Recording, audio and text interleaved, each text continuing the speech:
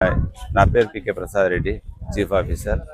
NCC విద్యార్థులు PVKN కళాశాల ATC 3 camp నిర్వహించడం జరుగుతుంది. 17వ తారీఖు నుంచి 26వ తారీఖు వరకు క్యాంపు నిర్వహించడం జరుగుతున్నది.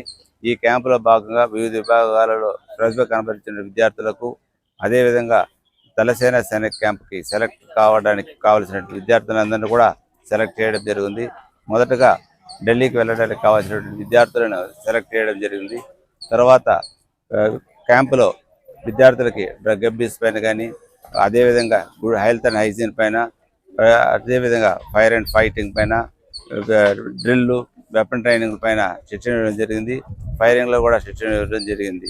ఈ కార్యక్రమం ఇంకా 26వ తారీఖు వరకు జరుగుతున్నది.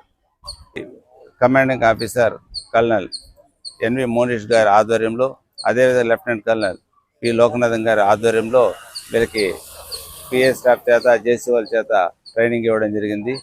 అదేవిధంగా ఏఎన్ఓస్ కూడా పార్టిసిపేట్ చేసి ఈ కార్యక్రమంలో నిర్వహించడం జరిగింది. వివిధ విభాగాలలో అంటే చెప్పినటువంటి డ్రిల్లు, వెపన్ ట్రైనింగు, అదే మ్యాప్ రీడింగు, ఎఫ్సిబిసి వీటిపైన ట్రైనింగ్ శిక్షణ ఇవ్వడం జరిగింది.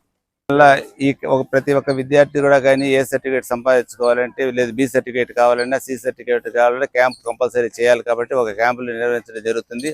వాళ్ళు ఏ విధంగా అయితే ఆర్మీలో సోల్జర్స్ ఉంటారో, ఏ విధంగా ట్రైనింగ్ తీసుకోవడం, అలాంటి శిక్షణకు కావాల్సినటువంటి ఇవన్నీ కూడా నైపుణ్యాలు నేర్పించడం జరుగుతున్నది. మరచుకుని వివిధ పార్టిసిపేట్ చేస్తూ వాళ్ళు ఇలా ఉంటుంది, మనం ఏ డిపార్ట్మెంట్లో చేరవచ్చు అనేటువంటిది కూడా వాళ్ళ యొక్క విద్యార్థులకి అనుగుణంగా వాళ్ళు నేర్చుకుంటున్నారు. వాళ్ళ స్థాయికి తగ్గట్టుగా వాళ్ళు జడ్జిమెంట్ చేసుకుని వాళ్ళ యొక్క నిర్ణయం తీసుకుని పార్టిసిపేట్ జరుగుతుంది.